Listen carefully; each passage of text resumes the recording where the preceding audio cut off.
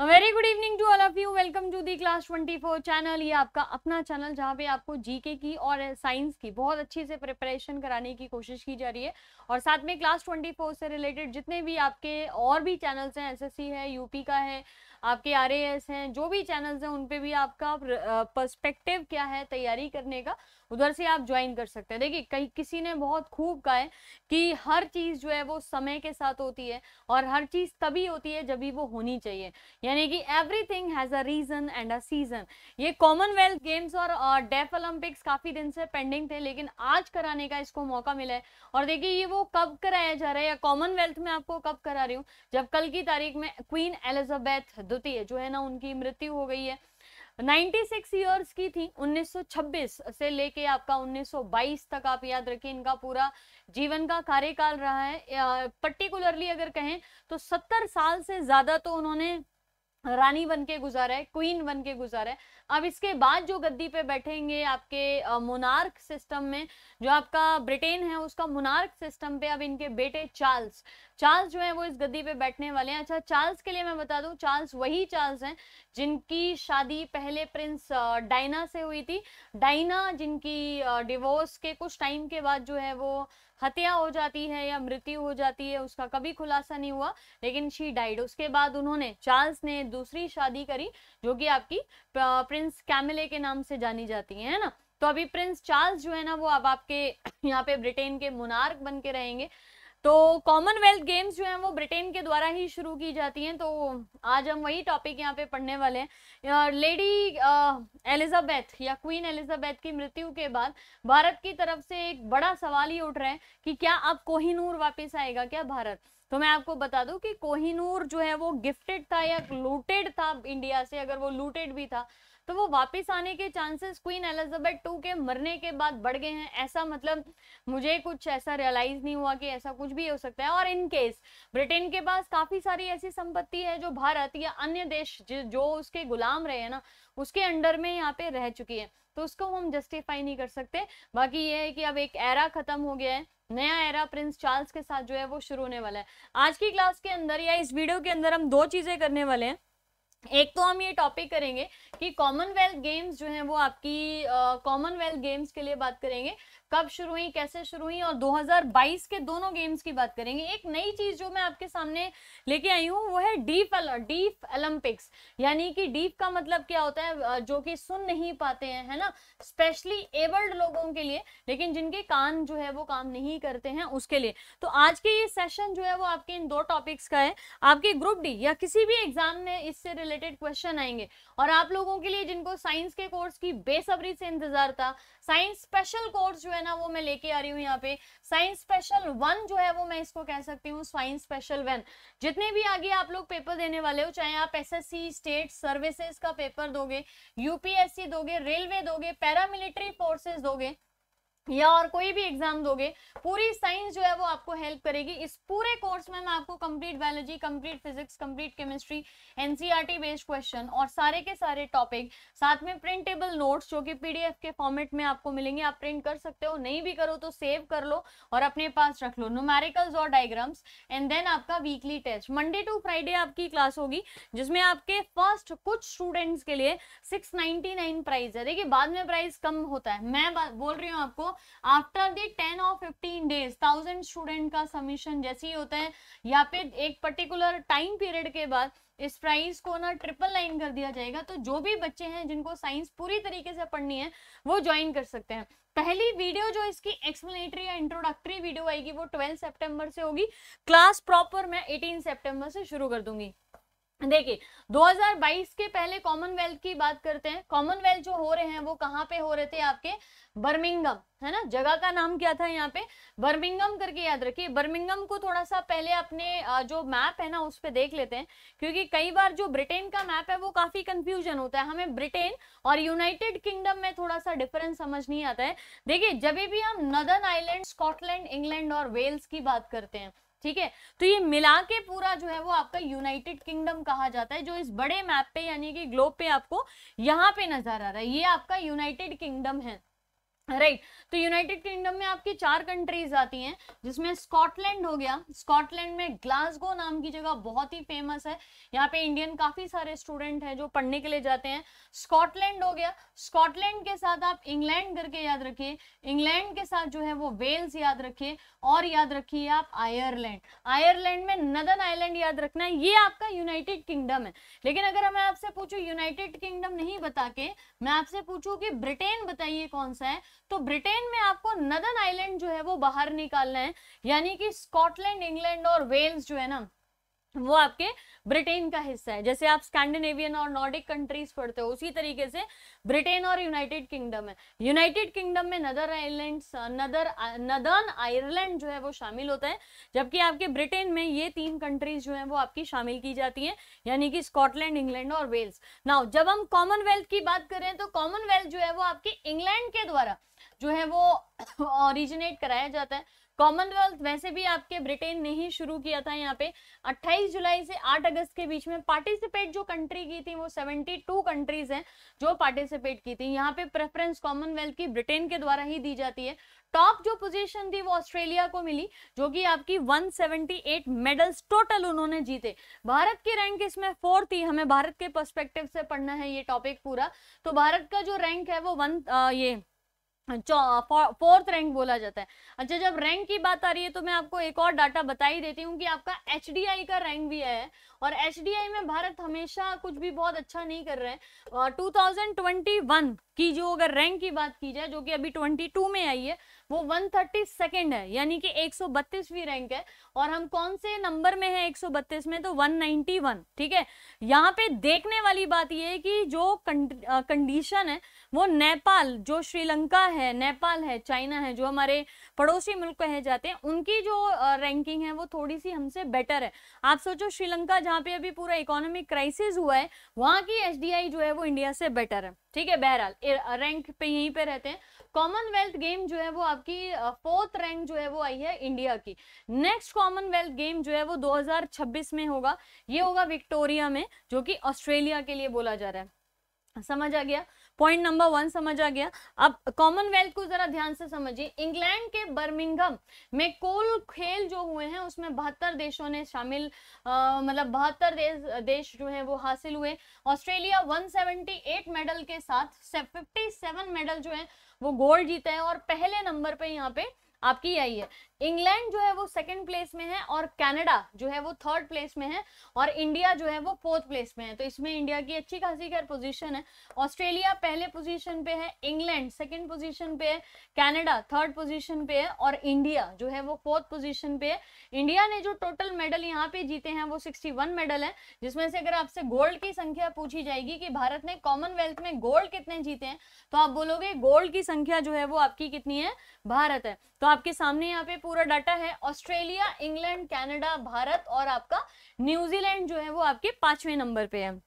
Right, यहाँ पे भारत की अगर हम बात करें तो भारत के अंदर जो मेडल जीते गए हैं उनको आपको ऐसे लर्न करना है कि कौन सा किस खेल से संबंधित है। जैसे वेट लिफ्टिंग है, आपके सारे शुरू के जो प्लेयर्स हैं वो आपके वेट लिफ्टिंग से संबंधित हो गए, जिसमें संकेत सरगर, गुरुराज पुजारी है ना, हम सारे मेडल्स एक साथ लिख दिए हैं। मीराबाई चानू गोल्ड मेडल, बिंदिया रानी देवी सिल्वर मेडल यहाँ पे, जेरेमी लाल रेनुंगा गोल्ड मेडल यहाँ पे 67 किलोग्राम में मेंस में। कौन मेंस कौन वुमेन्स पूरा पढ़ के लर्न करना है यहाँ पे।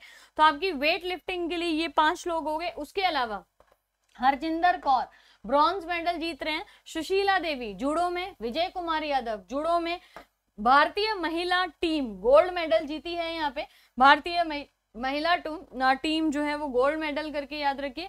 भारतीय पुरुष टीम गोल्ड मेडल यहाँ पे। विकास ठाकुर सिल्वर मेडल, जो भी की वेट लिफ्टिंग के लिए ही है। भारतीय मिक्स्ड टीम बैडमिंटन में आपकी सिल्वर मेडल जीत रही है। लवप्रीत सिंह वेट लिफ्टिंग के लिए। सौरभ घोषाल स्क्वैश, ये क्वेश्चन आपके ग्रुप डी में पूछ भी लिया गया है, स्क्वैश के लिए सौरभ घोषाल। तो सौरभ घोषाल का जो गेम है, स्पोर्ट्स है, वो पूछा था कौन सा स्पोर्ट्स है, तो आप स्क्वैश करके याद रखेंगे। उसके अलावा तुलिका मान सिल्वर जूडो से related. Gurdeep Singh weight lifting. Tejaswin Shankar athletics से रिलेटेड। मुरली श्री शंकर एथलेटिक्स से related. Sudhir para power lifting, Bajrang Punia wrestling से रिलेटेड, साक्षी मलिक को गोल्ड मेडल जो है वो मिला है और काफी ज्यादा आपको पता ही है कि एंथुसियास्टिक मूवमेंट था रेसलिंग। दीपक पुनिया रेसलिंग के लिए, दिव्या काकरन ये भी आपकी रेसलिंग के लिए, प्रज्ञा गोस्वामी एथलेटिक्स में, अविनाश सावले एथलेटिक्स में, भारतीय पुरुष टीम लॉन्स बाउल्स जो मेंस के लिए सिल्वर टीम आपका, जैस्मिन लंबोरिया, ऐसी कुछ आपके सामने यहाँ पे पूरा जो आपके प्लेयर्स हैं उनका नाम है। जैसे पूजा सुहाग याद रखिएगा, रेसलिंग के लिए इनको प्राइज यहाँ पे ब्रॉन्ज मेडल जो है वो मिला है। विनेश फोगाट करके याद रखिए, गोल्ड मेडल रेसलिंग के लिए। रवि कुमार दहिया गोल्ड मेडल जो है वो रेसलिंग में मिला है यहाँ पे। Bhavina Patel para table tennis important रहेगा आप लोगों के लिए। मोहम्मद हुसामुद्दीन बॉक्सिंग के लिए। Sonal Ben Patel para table tennis के लिए। नीतू घंगास गोल्ड बॉक्सिंग के लिए। अमित पंगल बॉक्सिंग के लिए। एल्दोस पॉल एथलेटिक्स के लिए। अब्दुल्ला अबू बकर एथलेटिक्स के लिए यहाँ पे। अनु रानी, निखत जरीन के बारे में ऑलरेडी ग्रुप डी में क्वेश्चन दूसरा पूछा जा चुका है। कौन से खेल से संबंधित हैं, बॉक्सिंग करके याद रखना है। शरद कमल जी सातियान टेबल टेनिस से। दीपिका पल्लिकल और सौरभ घोषाल स्क्वैश से रिलेटेड है ना। क्रिकेट में भारतीय महिला टीम सिल्वर मेडल है आपका यहाँ पे। शरद कमल और श्रीजा अकुला टेबल टेनिस हो गया। श्रीशा जॉली पुलेला गायत्री गोपीचंद बैडमिंटन यहाँ पे राइट। सागर अहलावत बॉक्सिंग से संबंधित। पीवी संधू गोल्ड यहाँ पे बैडमिंटन से रिलेटेड। लक्ष्य सेन सातियान गणना शेखरन ब्रॉन्ज से रिलेटेड आपका। सात्विक साई राज और चिराग शेट्टी बैडमिंटन से रिलेटेड। शरद कमल भारतीय पुरुष हॉकी टीम हॉकी में सिल्वर मेडल यहाँ पे। तो ये सारे मेडल जो है 61, एक बार इनको गो थ्रू कर जाइएगा कि कौन सा पर्सन जो है वो कौन से खेल से संबंधित है और कौन सा मेडल जो है वो इनको मिला है जो एग्जाम में आएंगे। देखिए अगर हम बहरहाल कॉमनवेल्थ गेम्स या राष्ट्रीय खेल मंडल की बात करते हैं तो पहली बार 1930 में हुआ था और कनाडा के हैमिल्टन शहर जो है ना उसमें आयोजित किया गया था। बाद में इसमें लगातार 4 बार जो है वो टाइटल चेंज किए गए थे, जिसमें ब्रिटिश एम्पायर खेल सबसे पहले, ब्रिटिश एम्पायर एवं कॉमनवेल्थ नाम रखा दूसरा, ब्रिटिश राष्ट्रमंडल खेल तीसरी बार, और कॉमनवेल्थ गेम्स जो है वो अब तक चल रहा है 1978 से लेके 1978 में आखिरी बार कॉमनवेल्थ गेम्स नाम रख दिया था, तब से लेके अभी तक चल रहा है। When did India participate for the first time? ये क्वेश्चन बड़ा कॉमन है। देखिए 1934 में जो सेकेंड कॉमनवेल्थ हुआ था वो लंदन में हुए थे, ठीक है, जिसमें से 500 एथलीट्स जो हैं वो 16 कंट्री से पार्टिसिपेट किए थे, जिसमें इंक्लूडेड है आपकी इंडिया भी। लेकिन 1934 में हम ब्रिटिश के अंडर ही थे, तो हमने जब पहली बार अपना कॉमनवेल्थ गेम खेला था भारत ने, तब हम ब्रिटिश के या ब्रिटिश फ्लैग के अंदर ही थे। इंडिया ने उस टाइम पे रेसलिंग और एथलेटिक्स 2 पार्ट्स में जो है वो पार्टिसिपेट किया था और 17 कंट्रीज में इंडिया ने अपना अकाउंट खोला था एक ब्रॉन्ज मेडल के साथ, और 12वीं पोजीशन पे जो भारत है वो आई थी। इसमें आपको भारत के लिए राष्ट्रमंडल में पहला पदक जीतने वाले खिलाड़ी का नाम याद रखना है, राशिद अनवर जी। तो भारत के लिए पहला कॉमनवेल्थ मेडल जो है वो किसके द्वारा जीता गया था, तो राशिद अनवर करके याद रखिएगा। और इनकी जो कैटेगरी थी वो कौन सी थी, यहाँ पे 74 किलोग्राम कैटेगरी में इन्होंने ब्रॉन्ज मेडल जो है ना वो जीता था, ठीक है। अब आपसे कई बार पूछा जाता है कि भारत ने कौन से कॉमनवेल्थ गेम में जब से वो शुरू हुए तब से पार्टिसिपेट नहीं किया, तो 1930, 50, 62 और 86। 62 का आपको पता है भारत चाइना के साथ युद्ध लड़ रहा था, और अगर आजादी के बाद पूछेंगे तो आप 3 याद रखोगे, 50, 62 और 1986, और आजादी से पहले तक के कॉमनवेल्थ की बात करोगे तो 4 है ना। 1938 में 1938 और 1954 के अंदर एक भी मेडल जो है वो भारत को नहीं मिल सका था, ठीक है। 2010 जो है वो बेस्ट ईयर था इंडिया के लिए, जब इंडिया ने ऑर्गेनाइज किया था इन गेम्स को और पहली बार घर में ही खेला था, और सेकंड जो है ना वो टाइटल मतलब सेकंड जो है वो जीता था। मतलब भारत ने जब अपने ही घर में, या भारत ने कॉमनवेल्थ गेम्स जब अपने ही घर में खेली थी 2010 में भारत ने ऑर्गेनाइज किया था ना, तब भारत की जो रैंक थी वो सेकंड थी, और टोटल भारत को जो मेडल मिले थे वो कितने थे, 101, याद रखिएगा 101। उस टाइम पे भारत ने 39 गोल्ड जीते थे, 26 सिल्वर जीते थे और 36 जो है ना वो ब्रॉन्ज मेडल जीते थे। इंडिया ने फिनिश किया था 3rd नंबर पे, ठीक है, 2018 के जो कॉमनवेल्थ हुए थे 2018 में 3rd नंबर पे। तो जो गोल्ड कोस्ट हुआ था उसमें 66 मेडल जो है वो भारत जीता था 26 गोल्ड के साथ। अब भारत का जो बारी है वो है आपकी 2022 की, वो मेडल आप देख चुके हो। 61 टोटल मेडल जो है वो भारत को मिला था। भारत की पहली बार राष्ट्रीय खेलों में स्वर्ण पदक जो है वो कौन सी साल में मिला था, तो 1958 करके याद रखिए। और इसमें आपकी द लेजेंड मिल्खा सिंह जी, मिल्खा सिंह जिनको स्प्रिंटर मिल्खा सिंह के नाम से जाना जाता है, इनकी अभी कोरोना के चलते मृत्यु भी हो गई थी।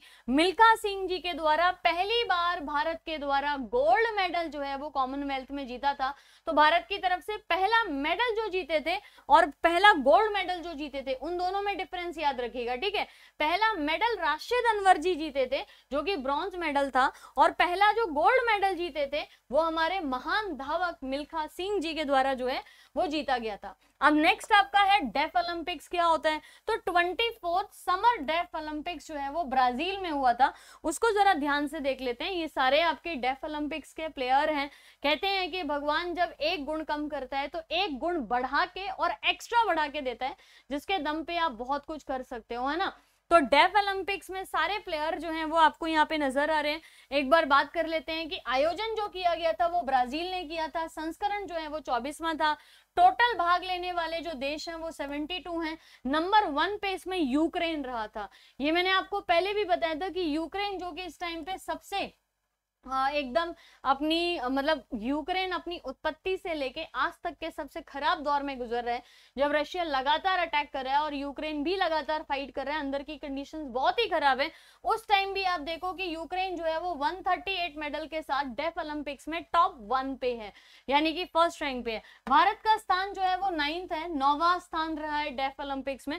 टोटल 16 जो मेडल हैं वो जीते हैं। अगला राष्ट्रमंडल खेल यानी कि नेक्स्ट कॉमनवेल्थ गेम जो है वो आपका 20 से 30 अक्टूबर के बीच में कुआलालंपुर में मलेशिया जो है उसमें होने वाला है, जो कि अभी आपका 2022 समर डेफ ओलंपिक्स जो है वो बोला जाएगा। 2023 का जो होने वाला है वो विंटर ओलंपिक्स होगा। अच्छा, ओलंपिक्स आपके समर और विंटर ओलंपिक्स करके होते हैं, तो कनाडा सिटी के अंदर यहाँ पे होने वाला है। डेफ ओलंपिक्स 2021 जो है वो आपका सदर्न ब्राजील में हुआ, ये याद रखिएगा। और 65 प्लेयर्स इंडिया से पार्टिसिपेट किए थे डेफ ओलंपिक्स के अंदर। इंडिया का ये लार्जेस्ट कंटिंजेंट है जो अभी तक गया था, मतलब भारत का ये सबसे बड़ा दल है जो कि डेफ ओलंपिक्स के लिए गया था। कितने प्लेयर्स आपको याद रखने गए थे, 65 प्लेयर्स, 65 प्लेयर जो है वो डेफ ओलंपिक्स के लिए गए थे। इंडियन प्लेयर्स ने इस बार जो है वंडर किया है कि पहली बार जो है वो 16 मेडल जो है वो लेके आए हैं, जिसमें आप ये देखो 8 तो सीधा सीधा गोल्ड ही है। तो भारत के लिए पहली बार इस बार इतिहास या कमाल करते हुए 16 मेडल या 16 पदक जो है वो भारत जीती है, जिसमें से 8 स्वर्ण है। हालांकि इसके बाद इंडिया ने फिनिश जो किया वो 9th पे है, और पहला नंबर आपको पता ही है कौन सी कंट्री का है, यूक्रेन का। यूक्रेन ने टोटल 62 गोल्ड जो है वो जीते हैं, यहाँ पे 62 गोल्ड जीते, जिसमें साथ में उनके पास 38 सिल्वर और 38 ब्रॉन्ज। ओवरऑल टैली कितनी होगी, 138 की। पेपर अगर आपसे कॉमनवेल्थ या डेफ ओलंपिक से कुछ भी पूछता है तो आपसे नंबर 1 पे जो यूक्रेन है उसके टोटल आपसे जो मेडल हैं वो बोले जा सकते हैं, गोल्ड जो है वो पूछे जा सकते हैं। यूक्रेन के 62 स्वर्ण पदक याद रखिएगा और total 138। First edition deaf Olympics का जो हुआ था वो पेरिस में हुआ था 1924 के अंदर। कब हुआ था, 1924, यानी कि कॉमनवेल्थ गेम से भी पहले। कॉमनवेल्थ गेम पहली कौन सी है, 1930 की, है ना। और डेफ ओलंपिक्स जो है वो आपकी 1924 में बोली जाती है। इससे पहले इंडिया ने अपना बेस्ट परफॉर्मेंस 1993 में दिया था, जब भारत ने टोटल 7 मेडल जो हैं वो जीते थे, जिसमें से 5 गोल्ड थे और 2 ब्रॉन्ज मेडल थे। तो अभी की कहेंगे तो अभी की सबसे अच्छी पोजीशन में भारत जो है वो डेफ ओलंपिक्स में आया है। इससे पहले 1993 डेफ ओलंपिक्स जो है वो 1924 में आपके शुरू हो रहे हैं। तो ये सारे आपके डेफ ओलंपिक्स के विनर हैं, धनुष श्रीकांत, शौर्य सैनी, बैडमिंटन टीम पूरी की पूरी, वेदिका शर्मा, अभिनव देशवाल, धनुष श्रीकांत और प्रियशा देशमुख, राइट। और जैरलीन जयराजगन, ये आपके सारे के सारे जो हैं वो गोल्ड हैं। इसमें बीच में आपका कांस्य पदक, और ये कांस्य पदक है ना, मैक्सिमम आपके स्वर्ण पदक से संबंधित है। अभिनव शर्मा करके याद रखेंगे। दीक्षा डागर आपके वुमेन्स गोल्फ से संबंधित स्वर्ण पदक जीता है। जैरलीन जयराजगन और अभिनव शर्मा गोल्ड मेडल के साथ यहाँ पे। और सुमित दहिया करके याद रखे, Sumit Dahiya men's freestyle 97 kilogram में स्वर्ण पदक जो है वो इनके द्वारा जीता गया। अगेन पूरे 16 के 16 प्लेयर्स का एक बार आप नाम जो है वो बढ़िया से लर्न कर लीजिएगा। पृथ्वी शेखर आपको कई जगह पे रिपीटेड दिखाई देंगे। मेंस डबल टेनिस, यानी कि पृथ्वी शेखर कौन से खेल से संबंधित है? टेनिस से। जैरलीन जयराजगन आपको कई जगह नाम दिखाई दे रहा है। अभिनव शर्मा कई जगह नाम दिखाई दे रहा है। बैडमिंटन जो है ना वो आप लर्न कर लीजिए, ठीक है। तो डेफ ओलंपिक्स और कॉमनवेल्थ गेम्स आपके इस एग्जाम नहीं, ग्रुप डी के एग्जाम नहीं, आगे आने वाले हर एक एग्जाम के लिए बहुत ही ज्यादा जरूरी है। और ऐसे ही इंपॉर्टेंट और इंटरेस्टिंग टॉपिक मैं आप लोगों के लिए लेके आने वाली हूँ। बहुत जल्दी मैं आपके लिए डिफेंस के जो सारे सेगमेंट्स है ना उनकी क्लास लेके आने वाली हूँ, यानी कि ITBP जो आपका बॉर्डर रोड ऑर्गेनाइजेशन है, इन सब के ऊपर मैं आपको डिटेल में ना जो है वो चीजें कराने वाली हूँ। इन बिटवीन मैं आपको बता दूं कि साइंस की स्पेशल क्लास या साइंस स्पेशल एक कोर्स मैं स्टार्ट कर रही हूँ। ये कोर्स आपका 3 से 4 महीने का होने वाला है। आप समझ ही जाएंगे अगर मैं साइंस आपको थ्योरी के पार्ट के साथ, देखिए इसमें मैं आपको complete biology, complete chemistry, complete physics की थ्योरी कराने वाली हूँ। और जो क्वेश्चंस मैं कराऊंगी NCERT बेस्ड होंगे। और बहरहाल क्वेश्चन आप बहुत मेरे साथ कर ही चुके हो, उसकी कोई टेंशन नहीं है। अब मुझे फोकस करना है थ्योरी के ऊपर। आपके जितने भी आगे एग्जाम्स हैं, SSC, state services, UPSC, railway, paramilitary forces या जितने भी एग्जाम्स हैं उनको लेके यहाँ पे मैं आपकी थ्योरी कराने वाली हूँ। इंक्लूड इसमें रहेगा आपका ALP का पेपर। कौन सा? ALP का पेपर। ALP के लिए खासकर चीजें होने वाली हैं। Revision, numerical, weekly tested, printable notes सब कुछ आपको अवेलेबल होगा। क्लास आपकी मंडे टू फ्राइडे हुआ करेगी शाम को 8 बजे। 12 बजे इसकी एक मैं डिटेल आपको मतलब डिटेल एक वीडियो प्रोवाइड कर दूंगी। नेक्स्ट आपकी जो वीडियो होगी वो आपकी 18 तारीख से, यानी कि कोर्स आपका प्रॉपरली जो शुरू होगा वो 18 से शुरू होगा। तो होपफुली चीजें आप समझ गए होंगे। इस कोर्स की पूरी ड्यूरेशन आपकी 3 to 4 मंथ्स है, मे बी उससे ज्यादा भी हो सकता है। मतलब जब कोर्स सही से खत्म हो जाएगा तभी क्लासेस बंद होंगी, एक्चुअली बात ये है। और 699 जो है ना वो आपका कोर्स का वैल्यू है ना। आप ऐप पे जाके कोर्स जो है वो ले सकते हो यहाँ पे। और फर्स्ट जो कुछ स्टूडेंट्स होंगे उनके लिए 699 है। बाद में इसका प्राइस जो है वो बढ़ जाएगा, क्योंकि फिर आपके पास कम समय में चीजें होने लग जाती है ना, तो बाद में इसका प्राइस बढ़ जाएगा। लेकिन अभी 699 है, तो जल्दी से इसको पूरे को आप यहाँ पे ले लीजिए, है ना। टॉपिक्स के साथ मैं आपको मिलूंगी यहाँ पे। जीके के इंपॉर्टेंट टॉपिक और MCQs आपके स्टार्ट होने वाले हैं। इंपॉर्टेंट टॉपिक आज से अब आपका ओलंपिक्स और ये डेफ ओलंपिक्स और कॉमनवेल्थ शुरू है। कल से आपके क्वेश्चन की सीरीज जो है वो शुरू होने वाली है, ठीक है। तो एक बार मेरे साथ आप लोग सारे जुड़ते रहिए। साइंस का हम जो सुबह क्लास है वो एज इट इज ही कर रहे हैं। कल आप मेरे साथ ग्रेविटेशनल और ग्रेविटी वाला जो टॉपिक है वो करने वाले हो। तो अभी के लिए गाइस थैंक यू, शुक्रिया इस चैनल को देखने के लिए। और ऐसे ही इंटरेस्टिंग टॉपिक्स के साथ मैं आपको मिलती रहूंगी। धन्यवाद, थैंक यू सो मच।